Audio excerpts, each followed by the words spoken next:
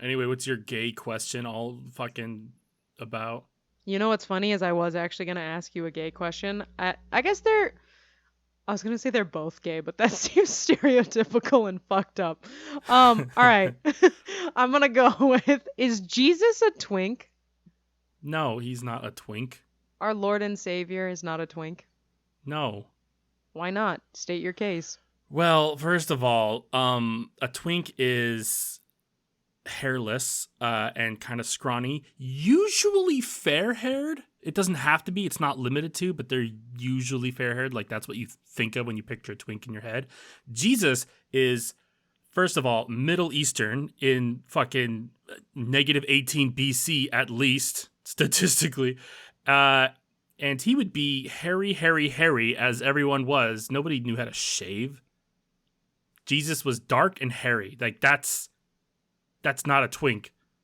Okay, but like most of his depictions are him hairless and scrawny. Outside of, he does have long hair and a beard. So I Yeah. guess, can a twink have long hair and a beard? Because I feel like he doesn't have Sure, enough body but hair depicted to be an otter, which is a I hairy feel twink. like yeah. I feel like beards are the baseline for whether you're a twink or not. If you have a beard, I don't think you're a twink. Because a twink is like a very hairless, almost, I don't want to say young because that's painting a very bad picture, but uh, it is like, a very smaller kind of younger person, and a beard completely conflicts with that.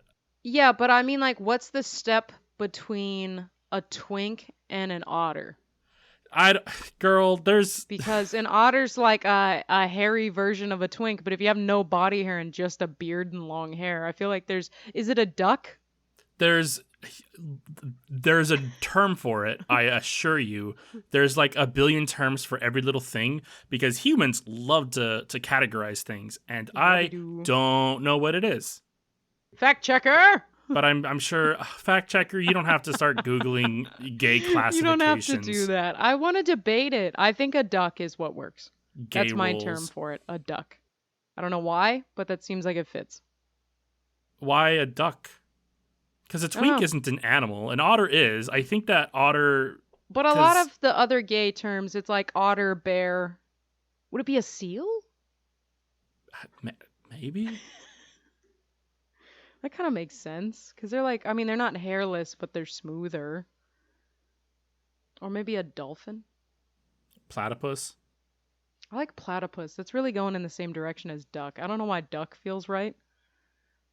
I'm a platypus. I'm a twink with a beard. I don't fit into any category, therefore I am hybrid. Cubs. Ew. Fact checker, thank you for Ew. finding it. It's cubs. I I don't don't like like that. that. I don't like that at all. I don't like cubs. That's not okay. That's. I That was just already makes it talking earlier how I weird. didn't want to paint this in a very specific light, and y'all did that for me, and I don't like that. Gay community, why? I almost don't believe that Cubs is a real thing. There's no way. No, Brittany's lying to us. I think platypus is what it needs to be. Anyway, And on to our show. hold Are on. you gonna Hold click on on. Fact checker did give us more.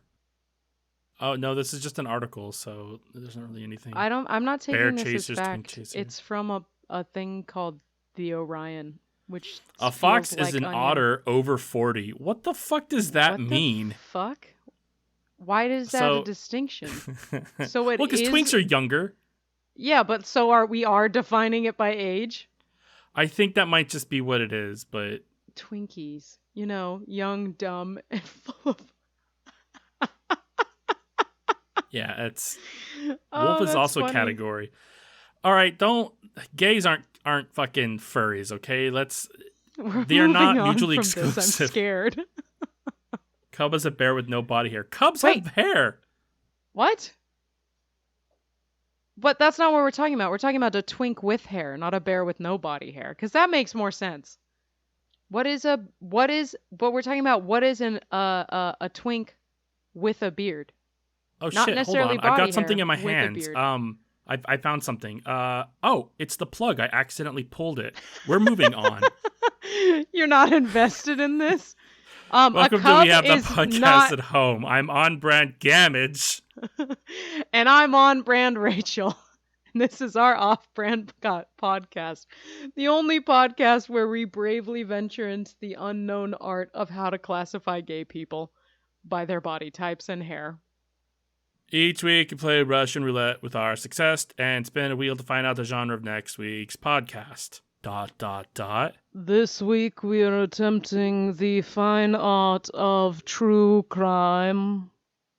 Yes, true crime. And by that, we mean we will be presenting crimes and deciding whether they are real or fake. It's the fun game we played last time, and honestly, I loved it enough to do a sequel. Yeah, I actually really fucking love this game. Yeah, it's good.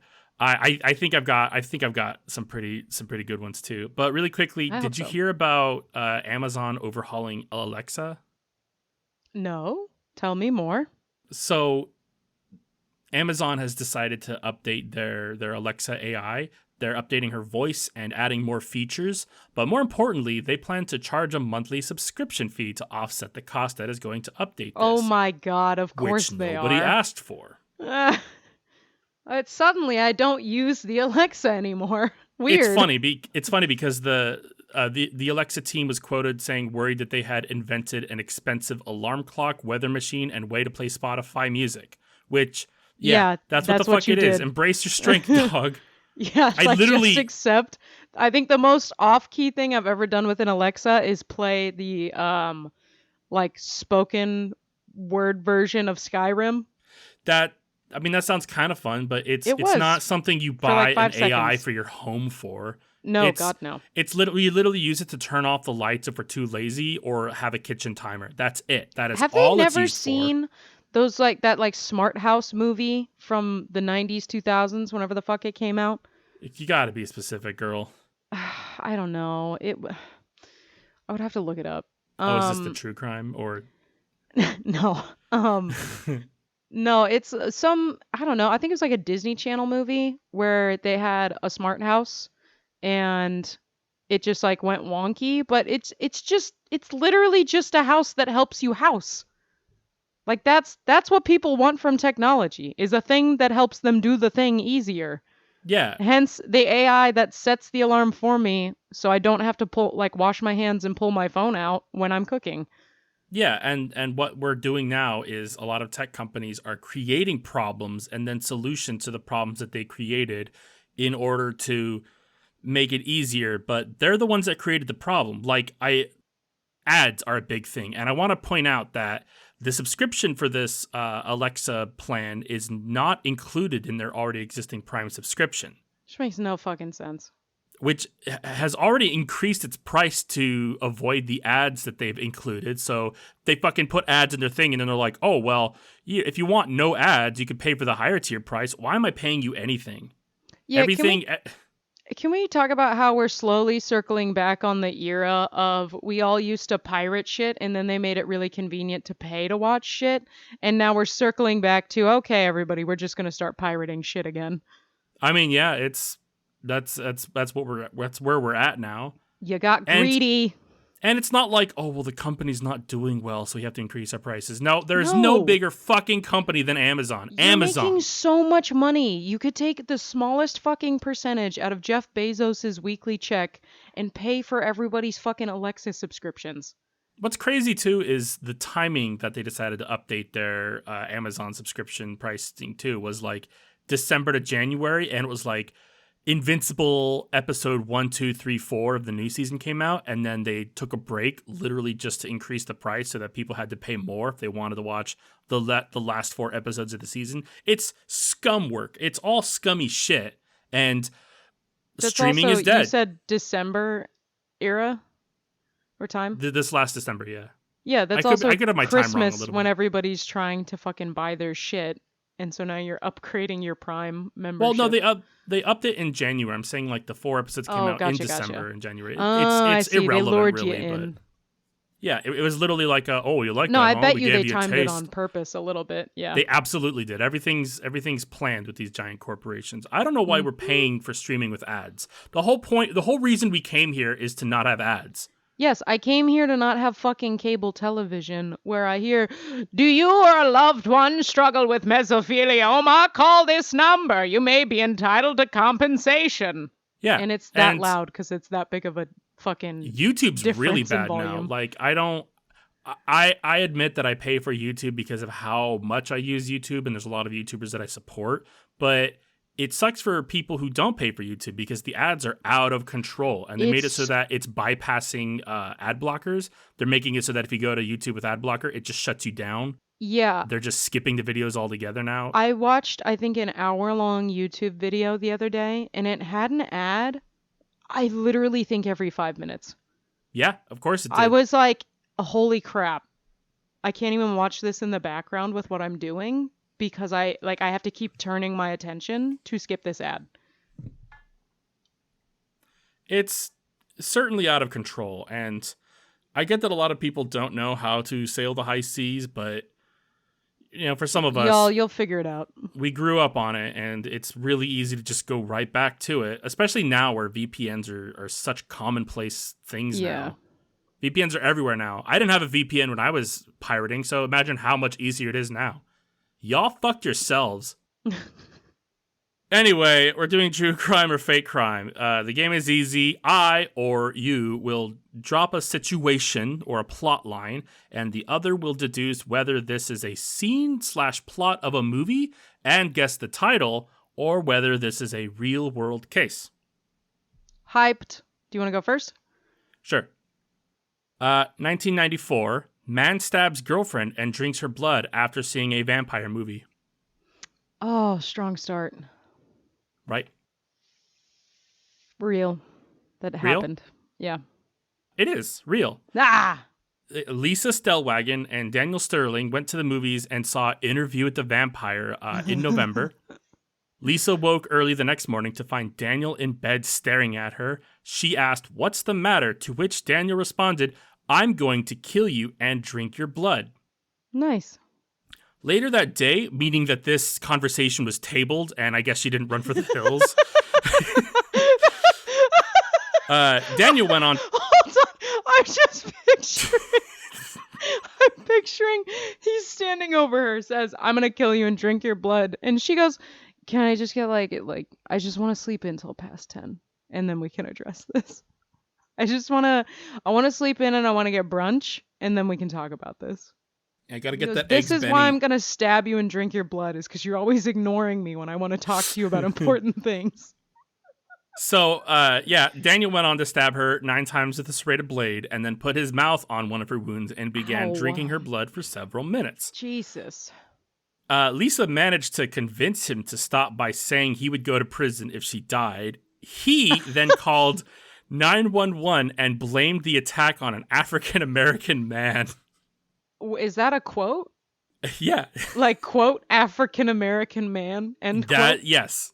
This was Oh my- 94. There was a lot Oh more my like, God. how do you do African American? Like, people weren't saying black because they thought that it was the beginning of like over political correctness. Yeah, Because I think understand most what people you don't mean. care. Because if you walk up to somebody who's Jamaican and say African American, they're like, no. No, That's not- inaccurate. Not quite there, but good try. But Lisa survived the attack after being hospitalized for 14 days. She was really close to Jesus. death. Daniel was convicted of attempted first-degree murder, aggravating mayhem, battery, assault, and domestic violence. Daniel went on to say that he believes in vampires but would not want to be one. Quote, what? I was influenced by the movie. This I is enjoyed in the direct movie, conflict with what you did. but I cannot sit here and blame the movie. Do you think that this guy... Okay, let me present to you 2 situations. 1, this guy is just off his fucking rocker. Or 2, we all have almost like a sleeper agent phrase or experience that will send us into some sort of manic fucking psychotic episode. Like you just hear a string of correct words or you watch Boss Baby and then suddenly you're stabbing kids in the street. Does that happen in Boss Baby? No, I have no idea. It's just the first movie I thought of. Because my nephew recently was like around for the birth of his cousin, and he looked at the baby and went, "Oh, the baby's so cute. Why doesn't it talk?" And his dad's like, "Oh, they don't do that for a while." And he goes, "This isn't like Boss Baby. Take it back." So it was just locked and loaded in my brain. Why don't you present me with movie or crime? I want a Okay. good name for this. True crime versus fake crime is kind of a Yeah, true or mouthful. fake crime sounds not great. Real or fake crime is like so-so. Ooh, how about fact or fiction? That's never been used Ooh, before, ooh. ever. Yeah, that's obviously, yeah, fact or ficticious crime. Oh no, that's a TV show. I was fucking Factual with you. or fictitious crime. No, I know. That's why I started making it longer. You were like, let's make it shorter. Factual or fictitious? Yeah, we gotta brainstorm names because I don't know. What are synonyms for fact and synonyms for fake? Facsimile, faux.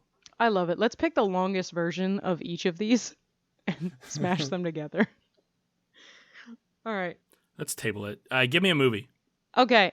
Well, I'm gonna give you a thing, and you're gonna guess if it's a movie or a real crime. Nice twist. Ah, you almost got me there. All right.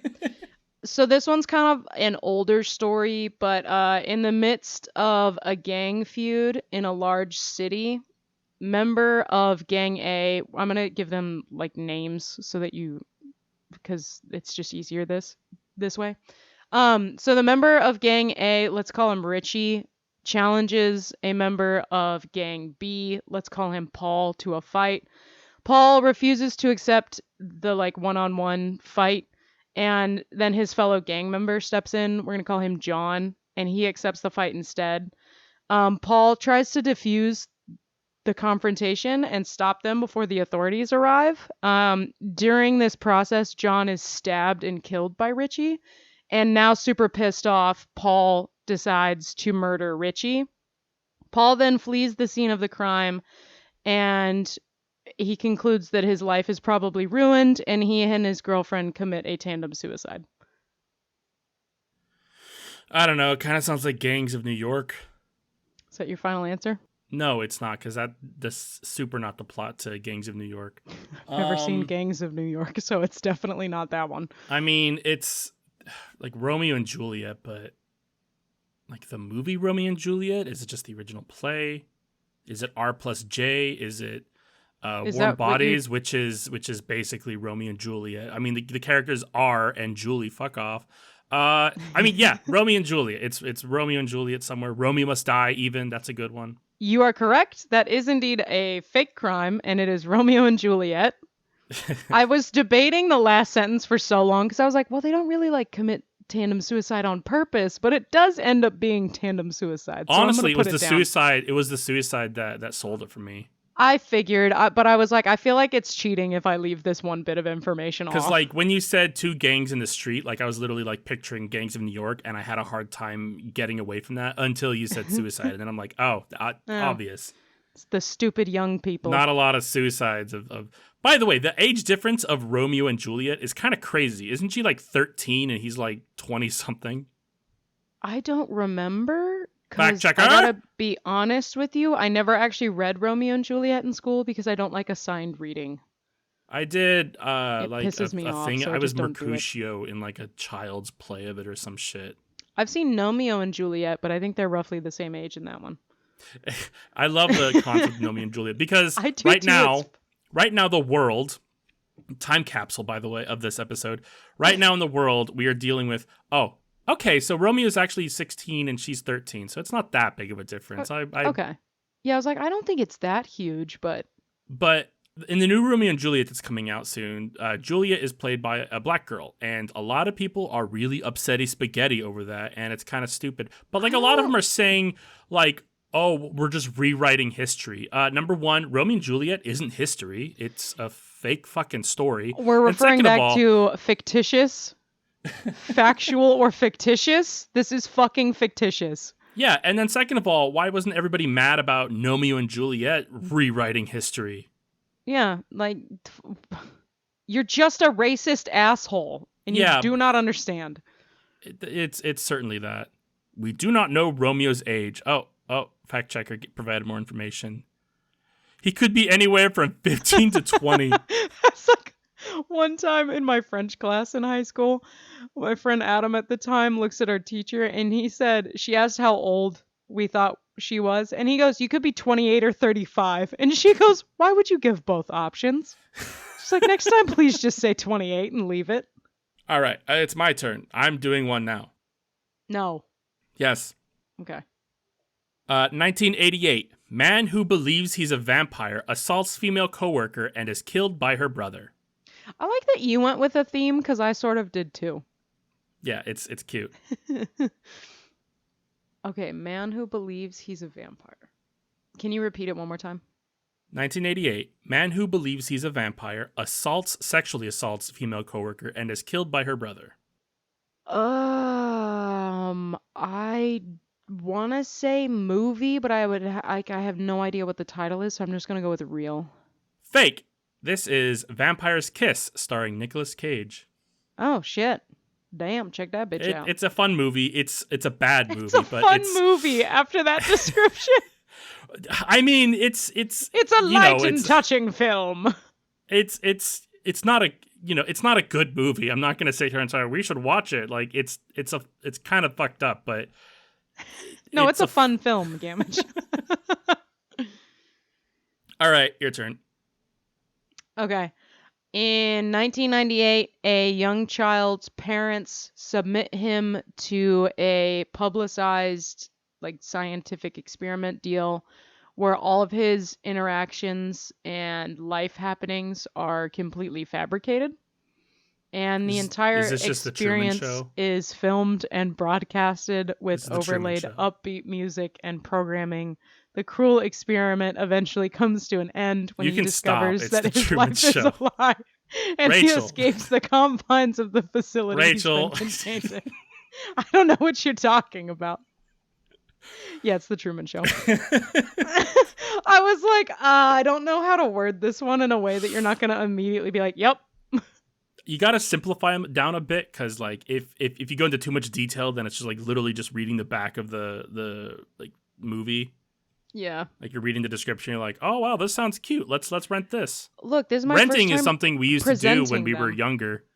Oh, do you remember the Blockbuster? Yeah, I heard that the last Blockbuster shut down or something. There was a big deal about it. I don't remember. I didn't care. The final domino has fallen. I must go. The bells have chimed. All right. 1978. It's time, Gamage. 1978. Female hitchhiker is sexually assaulted and has her arms cut off with an axe, manages to survive, and brings her assaulter to justice. That's got to be a movie. What movie?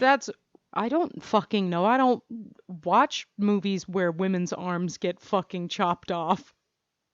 That sounds horrifying. This is real. That's insane. How'd she not bleed to death? Mud.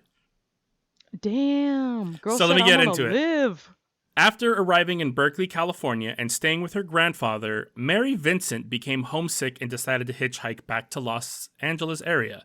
While traveling, Vincent grew tired and started flagging drivers down for a ride, eventually coming upon Lawrence Singleton, who let her into his vehicle.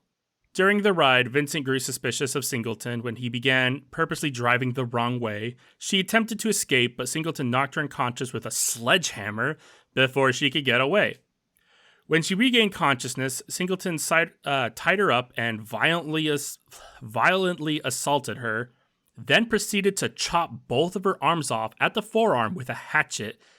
He then threw her down a cliff, stuffed her into a cement cylinder, and drove off, leaving her for dead. Jesus fucking Christ. It's pretty crazy. But remember, she survives. Vincent survived the fall and climbed back up the cliff despite her injuries. She proceeded to... Wait, I'm sorry. The injuries that are no arms? Yes.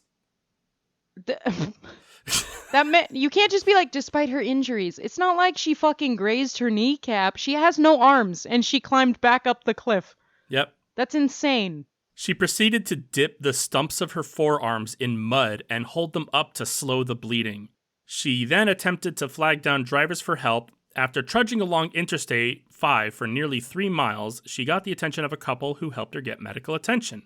In the hospital, Vincent immediately worked with police to help identify and find her attacker, insisting on postponing sleep to finish creating a composite sketch for investigators. She also testified in Singleton's trial, leading to his ultimate conviction.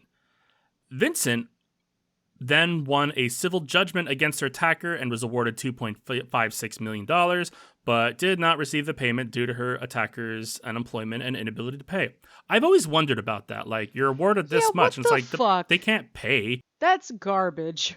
Also, according to Vincent, when she walked by Singleton in the courtroom, he surreptitiously told her that he promised to finish her off when he was released from prison. Singleton was freed from prison in 1987 after serving 8 years of his 14-year sentence. By the way, 14 years is crazy. You chopped a woman's arms off and that's it? They said, He moved back to Florida. Where in 1997 he murdered a mother of 3 in Sulphur Springs, Florida. Oh, yeah. Who knew that would happen again? Fucking really? Vincent testified against Singleton during his subsequent murder trial in 1998, and he was sentenced to death. Before he could be executed, Singleton died on death row in 2001 from cancer. Good, fuck you. Bitch. She's a painter now. She does a lot of paintings and stuff. Good for her. She deserves all the things. Yeah.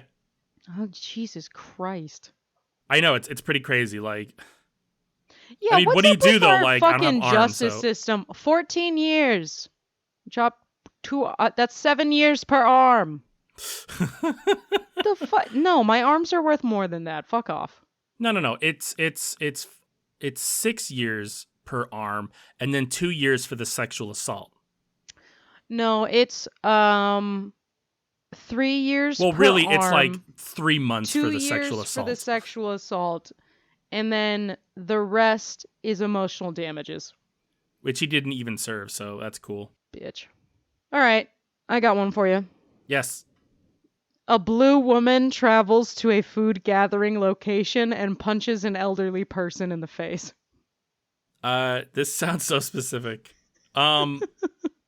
I want to say movie, but I'm gonna need a minute to think because, I'm running through my mind palace right now. I found the door that says Blue Women. I'm now in there, and I'm finding Smurfette. I'm finding Avatar. I'm finding Willy Wonka. I'm finding X-Men, and I don't know which one of those. I'm running through my mind palace. I found the door. Oh, Jesus. Let me know what else you find in your mind palace. Oh, that tells me that it's something else. Shit. How many? No, I just wanted to know what the fuck else was in your mind palace. There's a lot in my mind palace. There's a lot of doors that are always closed. There's a lot of doors that are just always open because it's like Spider-Man. It's like, I may as well leave the door open because I'm in and out of that bitch. All the time. Like a cat. I cannot choose whether I want to be on this side or that side. I'm going to go with X-Men, and it's going to be Mystique. Do you have an X-Men movie that you want to guess? Oh, fuck you. There's like 8, and they're all just kind of mediocre. I'm going to guess First Class or First Class, is that yeah. Your final answer? Yes, First Class. So this is real. I love the pedanticness of it, where you're like, well, which X-Men movie? There's a bunch, and you're sure on this X-Men movie, not another one that it not potentially could be. Yeah, well, you're fucking wrong regardless. I gotta play it cool, okay? No, on April 23rd. Fifth Element. That's the other one. Thank you. That's what else was in your mind palace. Thank you, fact checker. I forgot about Plava Laguna. No, on April 23rd, 2024, some woman. This shit is like 2 months old. Yeah. This Some happened. This lady. happened weeks ago. Yes. Some lady who was affectionately referred to by news outlets as Smurfette, who is totally blue, enters a grocery store, is seen shopping on the cameras for a little while before she heads to the vegetable aisle, and just punches out an old lady. Uh, That's it. shit. I remember this now. I've I totally seen this one. I noted could possibly be the plot of a single scene in Avatar. I know it's the like the food gathering was what was throwing me off because I'm like there Mm-hmm. were no food gatherings with an old lady in Avatar. Well, that's why I left it as elderly person, because I was like, well, you could interpret the like evil military guy as just an elderly person. Not really, but it threw you off enough that it worked out. It certainly did. It's but I do remember reading that, but I was so fixated on it probably being a movie. This is why I like this game, because the ones that I'm like, oh, he won't get this at all, you're like, it's this immediately. And then this one, I'm like, oh, he'll probably immediately know. You get All stumped right. on. 1987. Man pursued after robbing diapers at a gas station for kidnapped baby. What year is it? 1987. That's real. That's real? Yeah. Fake. This is the Damn it. movie Raising Arizona starring Nicolas Cage. You kept with a vampire / Nicolas Cage theme, and there's a little bit of crossover in that Venn diagram. I mean, yeah, because the vampire movie had Nicolas Cage too. Yeah, I guess so.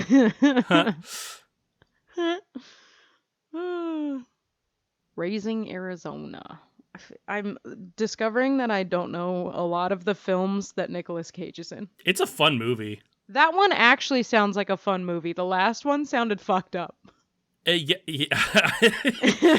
I labeled both of these movies as fun movies. They're wildly different movies. They are totally, tonally different. I mean, Kiss of the Vampire is fun because it like so many memes have been born from that movie. But I mean, Raising Arizona is fun for other reasons. It's a fun movie to watch. It's fun. Fun. Give me one now. Fun. A man enters to be part of a game show, where he thinks he's gonna be like backpacking through a different country. Instead, he is blindfolded and taken to a small room where he is instructed to strip naked and is filmed while he is forced to live off of sweepstakes winnings. And he spends 15 months of his life surviving that experience. You fucker. The sweepstakes winning is what fucking sold it for me because I was like thinking, oh, is that the hostel? But then sweepstakes winnings, that is real. That happened to a Japanese man. It similar to the Truman Show, where like the entire thing is filmed. He's naked the entire time. It's Yep. There's a documentary out. I've been meaning to watch it. It's a crazy story. I know, same. Let me give you the overview here, not to spoiler alert the documentary, I guess. I didn't watch it, so I don't know what parts of this are included or what more, but I imagine some of the details will cross over. In 1998, Look, really quickly, there's no such thing as spoiling a documentary. It's something that already happened. It's not a movie. Yeah, no, there is no real spoiler alert. It's just life.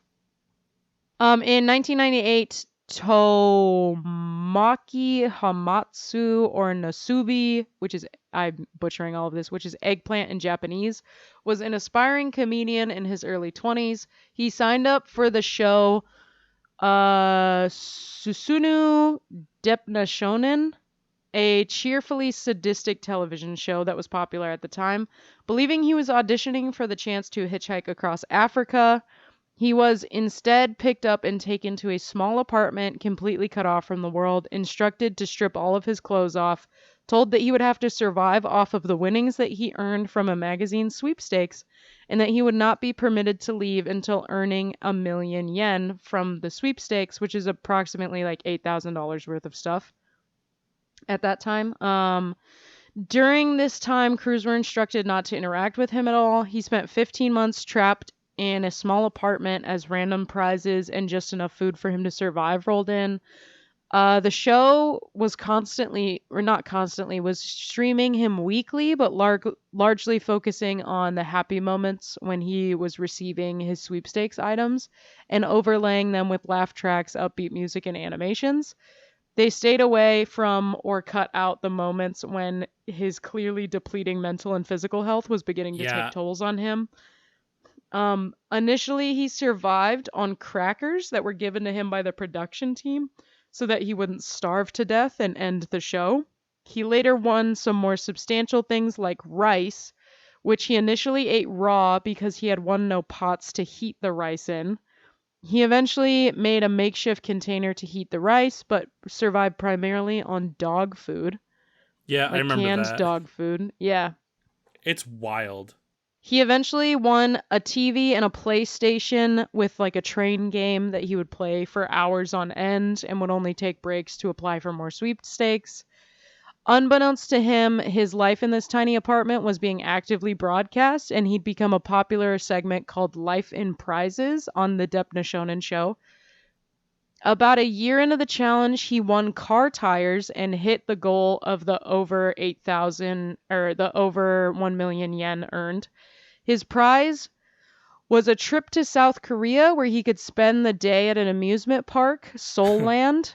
I can see where this Um, is he, going. he was then immediately upon finishing the day transported back to a different tiny room, requested to strip and start the process again. And then his goal this time was to be able to afford a plane ticket back to Japan. This was repeatedly amended to be higher amounts like business class, first class, but he like quickly hit those, and so he spent a total of 15 months doing this. The odd part is that Hamatsu was never truly locked in the apartment. He technically could have left at any time. He He was was not naked actually though. obligated to participate in the second iteration when they took him there, supposedly. That's what they said. And he never actually signed a contract stating his rights or anything like owning royalties from this show or the use of his likeness. So they made a bunch of toys about this show, and he never got any of the money from the show or from the toys. They published his diary that he kept of his time in the tiny apartment, and he doesn't get any of the royalties from that. I mean, that's the fucked up part. Is the man suffered. Let him have his thing. Yeah. After his 15 months were over, they transported him to what seemed to be another small apartment where at this point he just knew the drill and began stripping off his clothes when the walls fell away and he was actually in the middle of a studio audience that was cheering for him because he was now a celebrity in Japan. To this day, he still suffers many negative psychological and health defects from his Yeah, experience in the tiny apartment. dude, isolation is no fucking joke. It'll fuck your shit up. Like, look into it. I recommend Mindfield. It's got the Vsauce guy. He's a lot, I know, but he does an episode on isolation where he locks himself in a chamber for 3 days, and like literally 6 hours in, he's like, I'm on day two. I'm at the end of day two, and it's like, dude, it's crazy to watch. Yeah, humans are social creatures. But We're not also meant to be in like Japan that. is a very common thing in Japan is what's called a hikikomori, which is basically somebody who is also known as a NEET, which is like not educated or in any kind of like they're not in school, they're not in any kind of job, they're just in their apartment and just living there. They play video games, they eat, and the whole apartment kind of like covers in trash. And it's something that's very common. So it's this doesn't seem that far fetched to me that like this person could just immediately just kind of shut down and be like, all right, I'm in here, I'm a hikikomori. This is what's Like, happening. okay, it's happening. Yeah. But regardless, isolation is a fucking bitch. It's not good for your brain. Oh, thank you, fact checker. The Ministry of Health, Labor, and Welfare define NEET, which is NEET, is people who are not employed, not in school, and not a homemaker, and not seeking a job, and defines hikikomori as those who are neither in work nor school, do not have social interactions, and are socially withdrawn for more than 6 months. Rough. And yeah. So, I mean, by definition, he was a hikikomori, maybe not by choice, but that was happening. Yeah. He fit the bill. Yep, he ticked all the boxes. All right. 2002. Two twins uncover drug ring after attempting to adapt an author's book into a film. Oh. I don't know fucking any of these things, so I keep wanting to say real. Real? Yeah, I'm gonna go with real. Fake. This is the movie adaptation starring Meryl Streep and also Nicolas Cage. Shocker. I figured. It's a movie that I found underwhelming, but it's loosely based on a true adjacent story. Like the characters are real, but all the situations are exaggerated and technically not real. So What is the movie? adaptation, I said. Oh, I thought you said It- like it is an adaptation, and No, then you're like, of a. it's Okay. titled adaptation. I was sitting there like he never said the name. Well, I said this is the movie adaptation. I guess this is the movie adaptation of. I could see how Yeah. that would. Yeah, that's why I was lost. I was like, what the fuck? The movie's called adaptation. Your turn. Okay. In the 1980s, a local banker began going on a killing spree. He began by murdering a homeless man and his dog, and then moved on to getting one of his coworkers drunk, luring them into his apartment and murdering him. He later planted evidence that the coworker went to London suddenly on business It's to throw American off the Psycho. authorities. He then began. What the fuck? How do you know that so fast? I know movies. I was like, oh, this one's good. Like it sounds like a murder mystery. Finish your thing, and I'll be like, and I'll cut this and make it sound. And then say I it don't again. know. Yes. I won't. You can say it right away. Just wait until I'm done describing it so it takes up it lets other people be confused by it. Cuz the listener's playing along too. Fair. Okay, in the 1980s, a local banker begins going on a killing spree. He starts by murdering a homeless man and his dog. He then gets one of his coworkers drunk, lured him back to his apartment, and murdered him.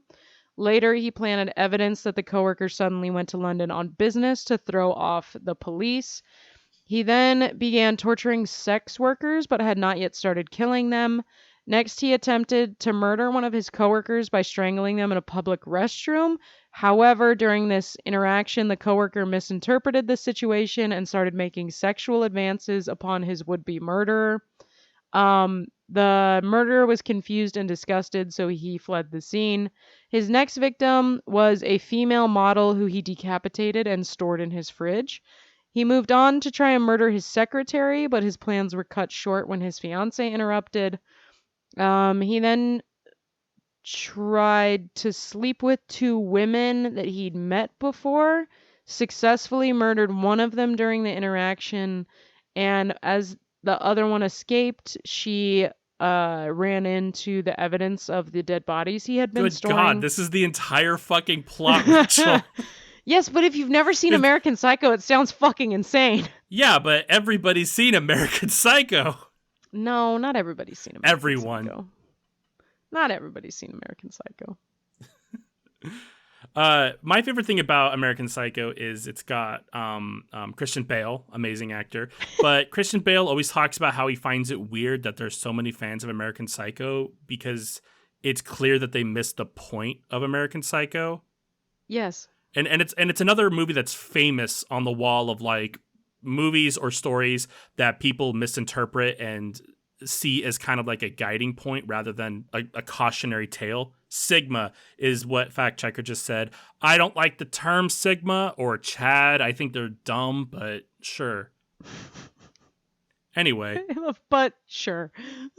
I mean that is what it is. But again, humans love their classification and they like to make categories and then dump everything into it. Mm-hmm. But it is again another movie that people are like, oh yeah, I resonate with the character from American Psycho, and well, you shouldn't. That's the kind of point the of point the movie. is that he's a psychopath. Yeah, American Psycho. All right, It's in the title, guys. 2006. Man hires a hitman to kill wife. Hitman is killed by the wife instead. Movie? This is real. Damn it.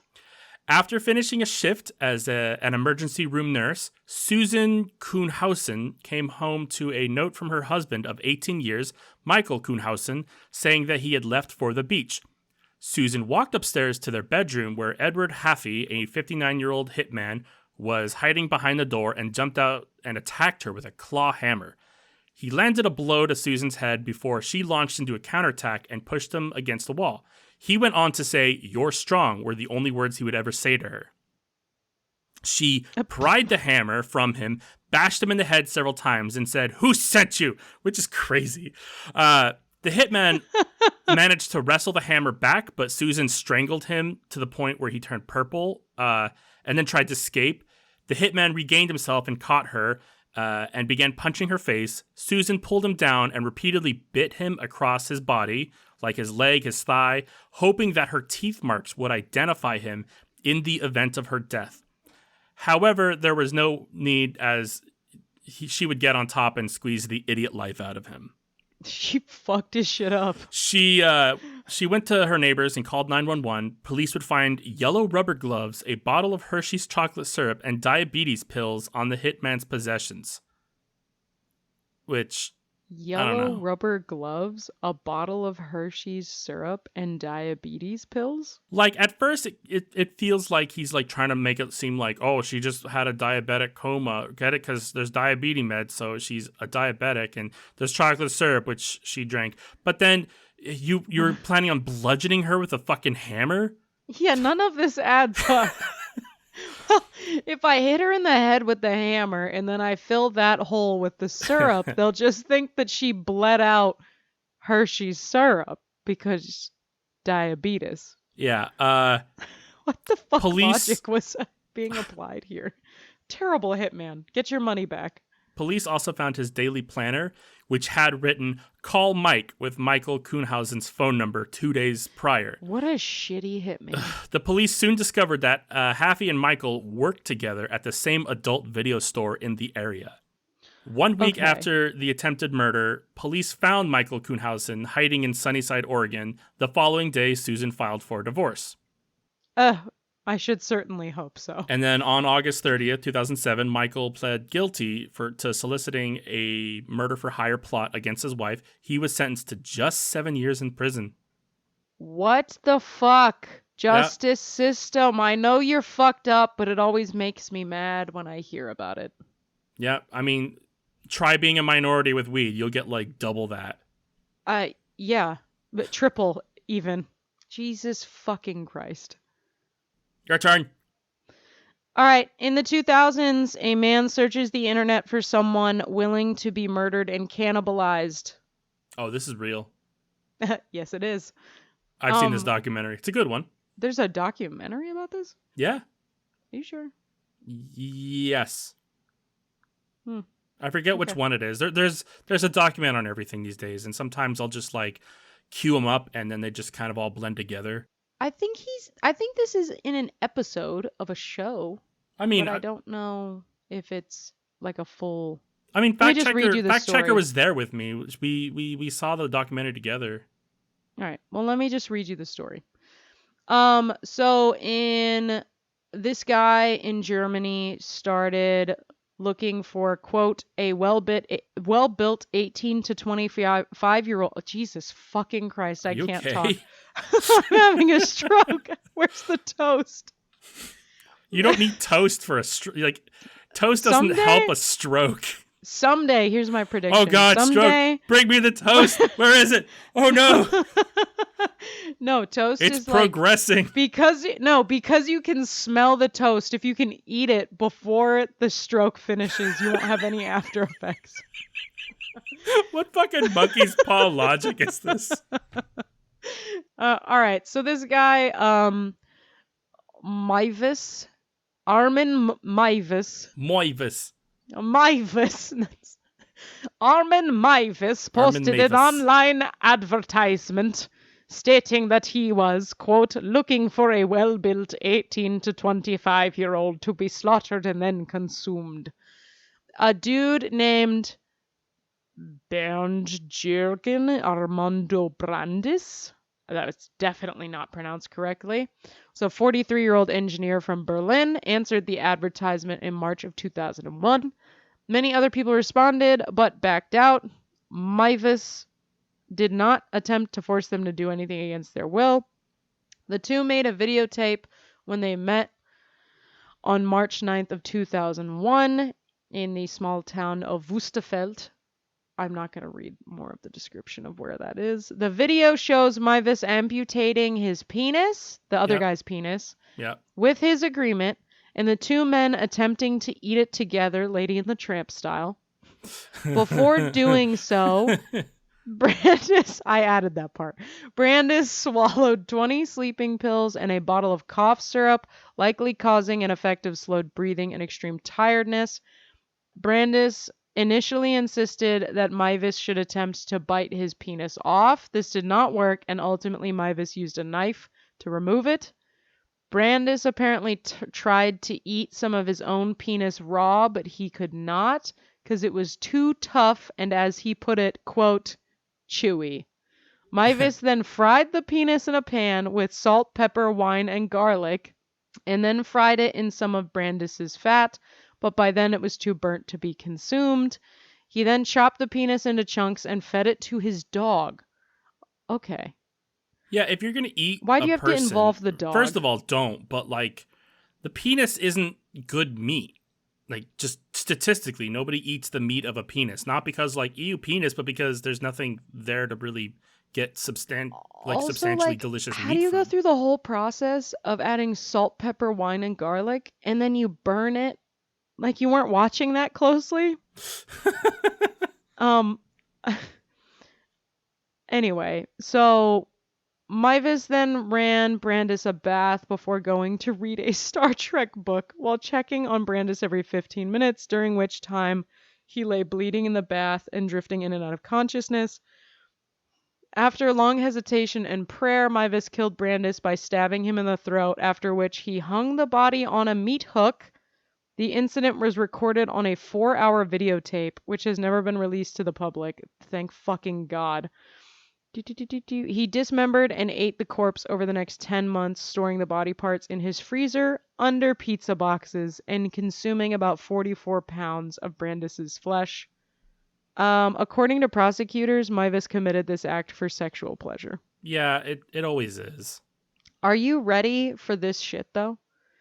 Uh, He was arrested in December of 2002 when a college student alerted authorities to a new advertisement for victims online. And they then searched his home and found the videotape of the original killing. He was sentenced to 8 years and 6 months in prison. oh Jesus, Speaking of ridiculous time thresholds. that's just disrespectful. Yeah. In 2005, a German court ordered a retrial after prosecutors appealed the sentence, arguing that he should have been convicted of murder and not manslaughter. Yeah, like if you know he took the pills and then bled out in the bathtub, you could argue manslaughter, sure, but then he stabbed the guy a bunch. That's just murder, man. That's murder. Yeah. Black and white.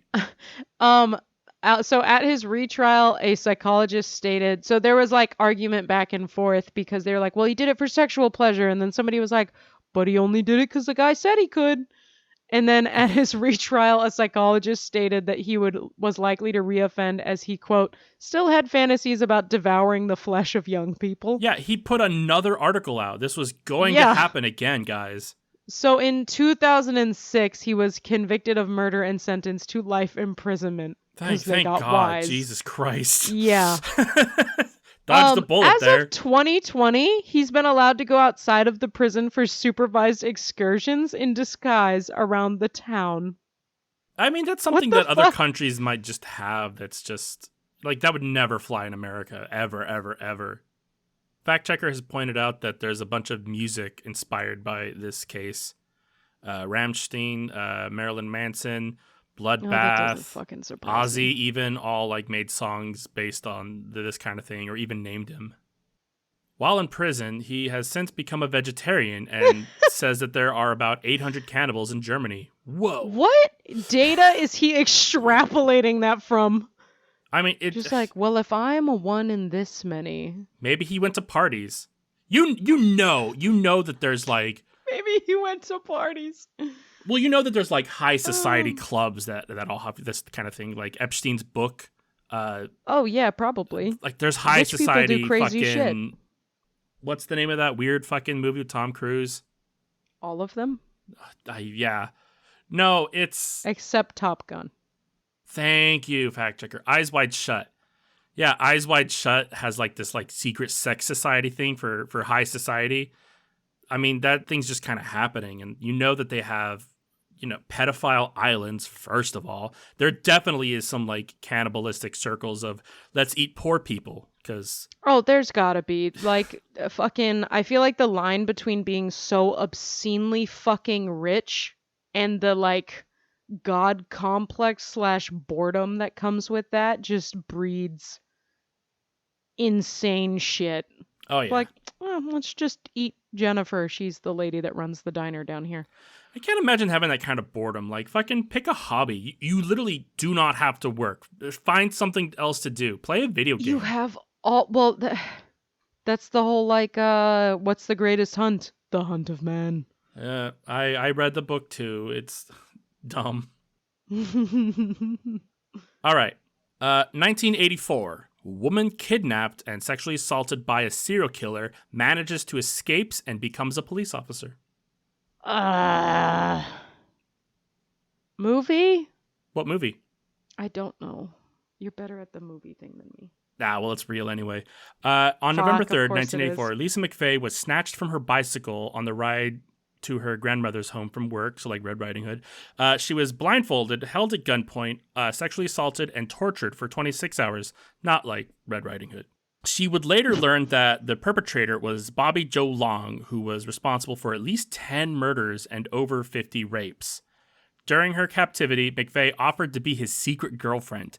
She then elicited sympathy from Long by claiming to be the only child of an ill father. He was persuaded by her to release her and did so in a remote location, instructing her to keep her blindfold on for 5 minutes while he escaped. Upon arriving home, she was beaten by her guardian's boyfriend and interrogated for 5 hours about her whereabouts. Can you imagine that shit? I just escaped this. No, no, please beat me. I would love that. Her account remained consistent, and finally a phone call was made to the police. What a shitty household. McVeigh had committed to memory several details about her abduction and intentionally left fingerprints on several surfaces in Long's bathroom to help police identify her in the event of her death. Through her description of her captor, his vehicle, the route they took, and other details, police were able to track down Long and connected him to the other crimes. Officers began a surveillance operation and arrested Long on November 16, 1984, for sexual assault and kidnapping of McVeigh. On September 23, 1985, Long pleaded guilty to his crimes against McVeigh and to an additional 8 counts of first-degree murder, 8 counts of kidnapping, and 7 counts of sexual battery. He received life sentences on every count in Hillsborough County. Additionally, he received 2 death sentences for the murders of Michelle Denise Sims and Virginia Johnson.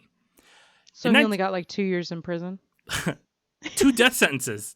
Life sentences all around. Yeah, I know. In 1999, Lisa McVeigh was transferred to the Hillsborough County Sheriff's Office as a dispatcher and became a reserve deputy. She put herself through the police academy and was deputized in 2004. She works in the same department that found and arrested her captor, specializing in combating sex crimes and working to protect children. Damn. Yeah. Talk about coming from a shit place and being like, let's defend the weak. All right, I have one last one. I have 2 more. All right, you have to let me finish my sentence because I'm pretty sure you know the answer to this. I just thought it was funny. Okay. Peacock found dead after Craigslist ad ordered a hit out on Peacock. Oh, is that it? This is real. That's it. This is absolutely fucking real. It's crazy. Yeah. So in what fucking year was this?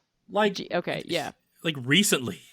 Yeah, in June of 2021, a Craigslist ad was posted that began with, quote, The job is simple.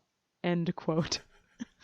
It appeared in the wanted section of Craigslist under the title Someone to Get Rid of a Peacock, and it specified by any means necessary. The unidentified author of the post complained that the animal had been waking him up at dawn with its noisy peacock call, which, if you know peacocks, they do Dude. be loud. Yeah, it's like or some shit. It's awful. Yeah.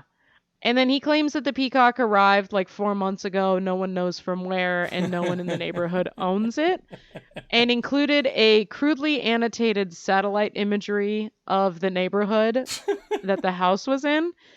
And then ends with, please contact me so we can formulate a strategy to eliminate this bird and agree on how much you will be compensated. On Wednesday, the peacock was found dead, covered in blood, with an apparent gunshot wound in its lower breast. The news of his death spread quickly among the small group of neighbors who had grown to love and care for the bird over the past several years that it had actually been living in this neighborhood. Quote, not 4 months. Those who'd seen the Craigslist ad immediately suspected who the culprit must be. Yeah. The peacock, who had been named Azul, had adopted the neighborhood about 6 years ago and began showing up at their house on. It originally showed up at their house on Melissa, a lady in the neighborhood's birthday, and began returning to the property and roosting in nearby trees. He had his own schedule where he'd visit several of the other houses in the neighborhood. I mean, it's pretty easy to fucking nab it because if you're like a neighborhood gathering and like one person's like, can you believe this fucking peacock? And everybody's like, what's wrong with the peacock? It doesn't Well, wake you also- guys up? No, we all kind of like it. And then all of a sudden it shows up dead. You're gonna fucking You're it's gonna Hank. be the one. It's Hank. Hank did it. Yeah. Well, and then the peacock's fucking schedule was included in the goddamn Craigslist ad, which is one of my favorite features of this experience. Is like, oh, from 12 to 6 he lays in this yard, and then from 6 to 8 p.m. he watches the sunset on this corner. Birds are weird. Yeah.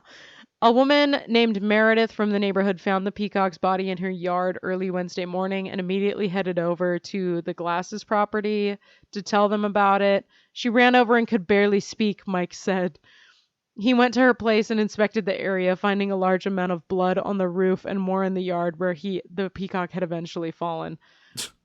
Mike inspected the body and found an entry wound for a .22 caliber or a smaller caliber bullet.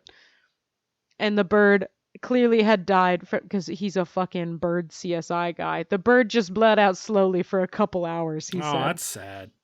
Yeah.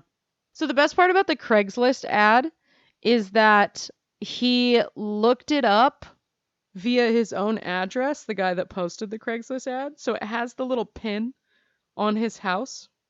So they know exactly who posted it. Like the world's shittiest fucking idiot. crime. Yeah. Yeah, and they no one in the fucking neighborhood liked this dude, and they had previously had spats about the peacock. Watch, they all got together and made this secret case, and they did the Craigslist ad and put his pin on his own house. They fucking set him up. They're like, we just don't fucking like him or the Hank peacock, so we're gonna set sucks. him up for it. He, I guess, had previously reached out via email and in person, describing himself as an animal lover, but seeking a solution to the bird's morning call. A fact checker. What? When then described the Craigslist ad and told him that neighbors could identify his house in the image, and if he posted the ad, he responded, well, let me ask you a question. Has a crime been committed? We said we didn't know whether a crime had been committed, and again asked if he posted the Craigslist ad. I'm not answering anything unless you can tell me if a crime has been committed. Dude, it's you. Dude, you're the worst. Worst at this. He's wearing a t-shirt that says guilty on it. I really like, hold on, sorry, map. Red circle is where the bird lives. Number 1, house. This neighbor puts out bread so the bird will hang around. Number 2, house. I don't know what this neighbor thinks about the bird. We don't need your opinions and notes on this. They spoke to police and Fish and Wildlife because they didn't really know how to deal with this. And I want to say the sheriff's office said that there was nothing they could do. I feel like this guy got arrested at some point, though, if I'm remembering correctly. I mean, I don't think peacocks are protected species at all. They breed like crazy, and they're not. I don't think they're considered exotic either. So, the most that he would get is hunting out of season, maybe. He said legally that's called circumstantial evidence about his Craigslist ad. It is worth noting that this is a local story, by the way. I don't know if you said that or not. Yeah, this is from nearby where you guys still live and where I used to live. Yeah, there's was a pig murdered. Yeah, no, it's a crazy story. I'm gonna save it for another time though. What the fuck? No, the best part about this peacock thing was you guys sending me like article updates because this went on for like 3 days. Yeah. And so it was Jasmine sending an article like every day for a minute there. It was great. The pig murder one was pretty sad. Like basically this family's pig went missing and then a cop like found the pig and then he like knocked on a neighbor's door and he's like, "Hey, can you watch this pig for like a minute while I find the owners?" And he's like, "Yeah, okay." And then when he returned, the pig was murdered and was like they were draining blood because he was going to cut it up. And they're like, "What the fuck are you doing?" He said, I said, watch him for a minute, not butcher him for 50. What the fuck? Oh. Yeah, it's really sad. That's also local. Fucking, I don't know what it is about this area. It's just wild shit happens, It's just, like peacock assassinations. I don't know. There's like a lot of like rednecky shit in the area. I don't know why. What do you mean you don't know why? It's crackheads and rednecks, and then a lot of very liberal young people. Yeah, it's a weird place. That guy also didn't get arrested. Mandela effect. Yes. I distinctly remember the peacock guy getting arrested, and every time I look it up, he definitely did not. 1997. Woman falls for husband look-alike and then is held hostage. Ah! Movie. I'm going to get one of these right at some point on this. All I have right. 2 more left. What movie? I don't fucking know, dude. All right. Well, this is a movie, so you got that thank right. God. This is one of the last scenes from Face Off, starring John Travolta Yeah, I've never seen that. and Nicolas Cage. Every time you tell me something, I know it's going to be a Nicolas Cage movie, but I don't know which one. All right, last one. 2007. Man on fire beats a stranger with a chain to death. That's real.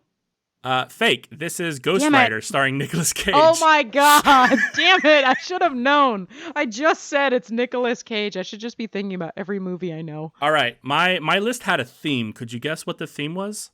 Fucking Nicolas Cage. No, actually. I mean, yeah, there was a couple of Nicolas Cage things in there. No, my theme was like 80% Nicolas Cage at least. That's not what my theme was. The movie theme, maybe. No, the true crime theme for me was women survivors. Did Nicolas Cage beat a woman while on fire in Ghost Rider? No.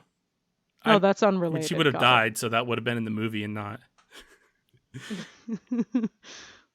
You're saying your actual crime theme was women survivors. Gotcha. Yeah. All of them were women who were attacked and brutalized, and they survived and brought their captor to justice or killed them.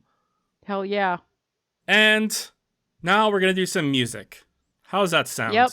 Let's make this a little upbeat. Yes, I've got a good one too. My music recommendation this week is gonna be for Basement Jaxx. Do you know Basement Jaxx? No. Basement Jaxx is best known for the song "Where's Your Head At?" It was big in like 2000. You don't know that like song? It's like a techno house song. It's the one at the music video where there's like monkeys that have human faces on it. That doesn't sound familiar at all? Wait. I might know this song. I played it and it sounds familiar. Well, do you or don't you? Yeah, I said, yeah, I think I know this song. I played it and it sounds familiar. Anyway, they're best known for that song. That song was all over the place. I guess you were eating animal crackers in kindergarten, so maybe not for you. But the song I'm going to recommend is Good Luck, featuring Lisa Kakaula off the album Kish Cash, which is a banger album for 2003. It was way ahead of its time, and it sounds like it came out today. Ooh. The whole album is good. Exciting. Susie Sue also makes an appearance on the album. I hella recommend it. The song, again, is Good Luck. My recommendation for the week is Cinderella by Remy Wolf. Have you listened to Remy Wolf? I feel like you'd like her. How many subscribers does she have? It's more than 3. No, it's like probably quite a bit. Her 5 million monthly listeners, but 11 million hits on Cinderella. How old is the song? I think it like just came out. Yeah, 2024 single. Dope. Yeah, but I feel like you'd really like Remy Wolf's style. Is it kind of folky at all? Cause No, okay. not at all. Is it like indie at all? Like, Isn't everything indie? no. I do. I don't know if I bitched about this in the previous episode or not, but I do hate indie as a fucking genre because same goes for alternative. It's a like, catch-all. yeah, it's Annoying because like, indie start just means separating things independent. out. But there's like so many artists that like, don't sound anywhere near each other, and you're like, this is both indie, and that's not fucking accurate at all. No, and Stop it's not helpful for trying to fucking like communicate what style of music it is, because there's some shit like you said where it's like, oh, it's indie, and it's wildly fucking different than something else you could recommend that is also indie. But on the other hand, is sometimes it gets like way too specific. Like if you get into metal genres and you're like, oh, I like this death metal. It's like, it's not death metal, actually. It's black metal. And it's like, dude, there's barely a difference. Fucking, can you chill? Yeah. Let's just fucking relax. No, Remy Wolf is like, her genres that she falls into are like soul, pop, funk, and lo-fi. Emo vampire her big ones. is what fact checker is saying. For Remy? Yeah, vampire themes. What does vampire themes mean? Like thematic, but with vampires. A vampire thematic. Theme. The word theme. You know that. Jesus Christ. This is her YouTube description. Remy was born in 1458 in what is now France, and she is over 500 quote, years unquote, old. France. And we think she's maybe a vampire and knows Edward Cullen personally. Remy moved to San Francisco Bay in the 1990s, where she served as the founder and CEO of Apple, Google, Facebook, and Tesla. Wow.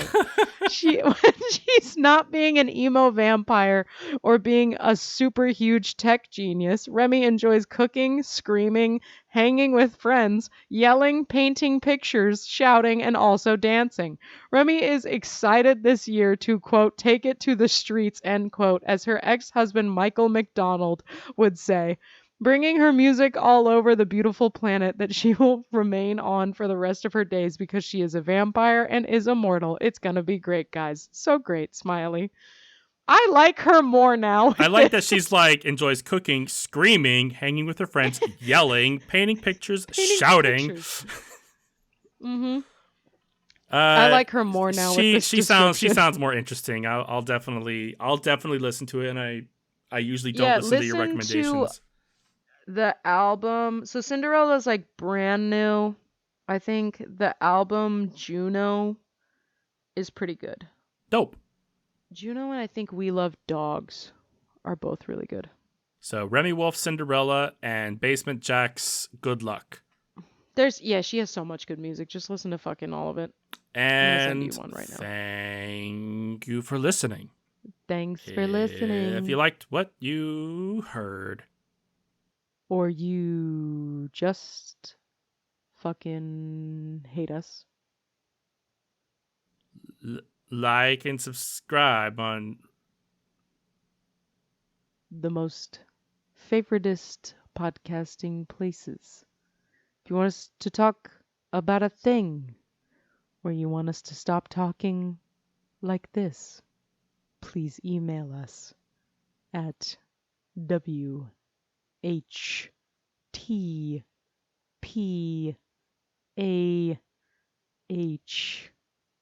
That's Woodpa at gmail.com. We are you can also follow holding us. Your ears hostage. I'm creeping myself out, so I'm going back to talking normal. You can also follow us on We Have That Podcast at Home, or Woodpa, spelled the same way as I did before. Hit the little back button for 15 seconds previous to this. Maybe 30 seconds since we were talking weird. On Blue Sky, because I'm not going to spell it again. Next week, we will be tackling the fine and funky fresh art of